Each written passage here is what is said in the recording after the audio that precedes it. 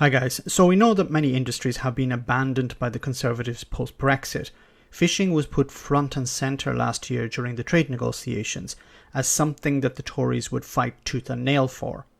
They never openly admitted that it represented a tiny part of the economy, but they knew that it held something almost spiritual in the minds of the public.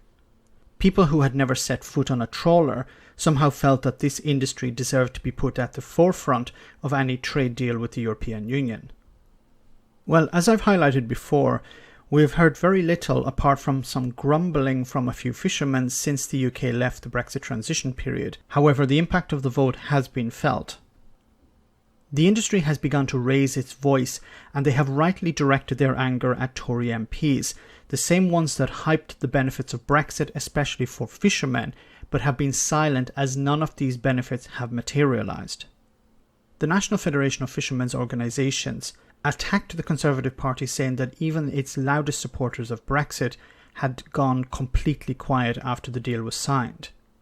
The fishing industry may or may not be finding out that they have been betrayed, and while they refuse to say that they have, out of some face-saving exercise, it seems attempts to ignore the problem will just make things worse.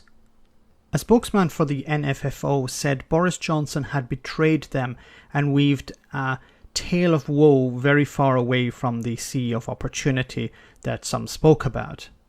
He went on to say, "Those Conservative MPs that were our most vociferous supporters were very quiet about the implications of the TCA, the Trade and Cooperation Agreement. That's the world that we're having to adjust to." The ERG, which includes the likes of Jacob Rees-Mogg, have used fishing as a rallying point for Brexit. When it came to the consequences of the trade deal, the response from people like him is that, well, the fish are now happy fish because they're British fish, which has been seen as insulting to those who are currently struggling to export products like shellfish into their previous largest market. It is now widely believed amongst those in the fishing industry that the ERG and other Brexiteers were just interested in keeping the public on board, as their main goal was the trade agreement. There was no real concern for fish. Representatives for the fishermen have called the agreement Boris Johnson's government signed with the European Union a sellout, and that nothing will change until sometime after 2026, meaning that those who don't go to the wall will continue to struggle for the rest of the decade. There's also the feeling that the EU will be in a position at that time to demand that the current arrangements be extended beyond that date. This of course makes sense, as Boris Johnson and David Frost, his chief negotiator, never really had any intention of fighting for the fishermen. What makes anyone think that they will do a 180 in a few years' time? The NFFO spokesman also talked in regards about how the industry has collapsed in some ways, saying, and I quote, "It's really quite hard to convey how sudden the industry fell from grace. In December last year, we were the kind of poster child for Brexit, and we were very much looking forward to a future as an independent coastal state, with very, very solid assurances given by the Prime Minister, Lord Frost and senior members of the Cabinet over control of who fishes in UK waters and escape from the Common Fisheries Policy, and quota shares that reflected our new status as an independent coastal state."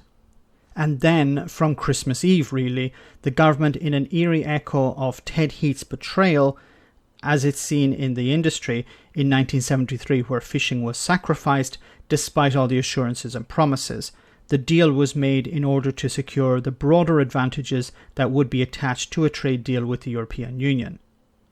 The way Boris Johnson and David Frost has handled the EU has sent a shiver through the fishing industry. There is a feeling that they are not standing up for what they claim to be an important part of the British economy. There is a real fear that countries like Norway will be able to push Britain around and that the Tories will do nothing about it. Other countries will engage in quota grab and Boris Johnson's government will ignore the damage being done. The NFFO spokesman said, and I quote, "Seeing that the UK gave into the EU, Norway is playing quite a dangerous game of hardball on mackerel. At some cost, it has to be said, to their reputation. The talk during 2020 was that of red lines, places that the UK negotiating team would not go. Fishing would be protected, waters would be returned to the British, and trade would increase, not decrease.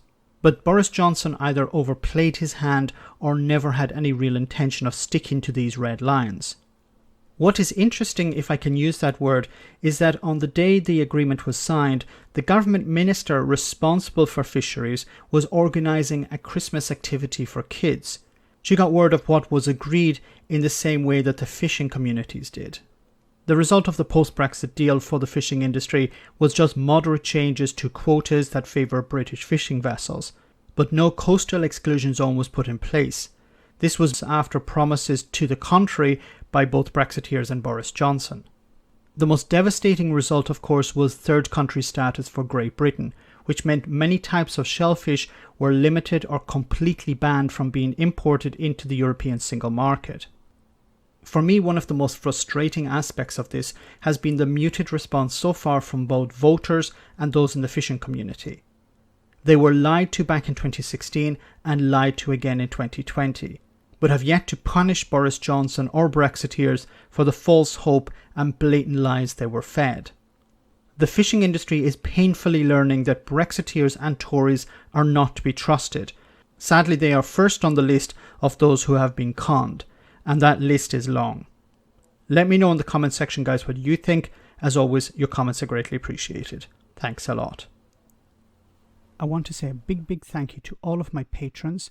You ensure that this channel continues to exist. I'm eternally grateful for all of your support. If you join Patreon, you will receive instant access to our Discord server, where we have both audio and video chats. You can chat with me and other patrons, where we discuss important and non-important issues. Becoming a patron per month costs about the same as a large coffee, so why not check it out?